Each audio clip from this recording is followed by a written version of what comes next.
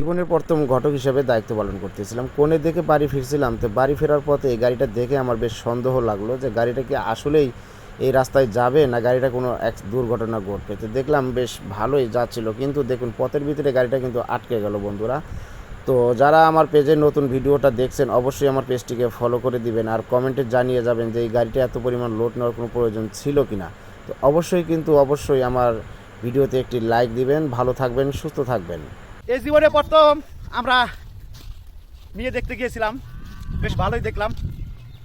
তো দেখা যাক তারাও দেখতে আসবে আমাদের ছেলেকে, দেখে শুনে পছন্দ হওয়ার পরে বিয়ের ডেট হবে। তো গ্রামে কিন্তু মানে কাটামারির পরে অর্থাৎ ধান কাটার পরে একটা বিয়ের সিজন চলে আসে গ্রামে। বিশেষ চরাঞ্চলে বিয়েটা হয় মনে করেন বর্ষার ভিতরেই, কারণ যোগাযোগ হিসেবে একমাত্র বাহন নৌকা ব্যবহার করা হয়। তো বন্ধুরা সবাই ভালো থাকবেন, সুস্থ থাকবেন। দেখা হচ্ছে বিয়ের পরবর্তী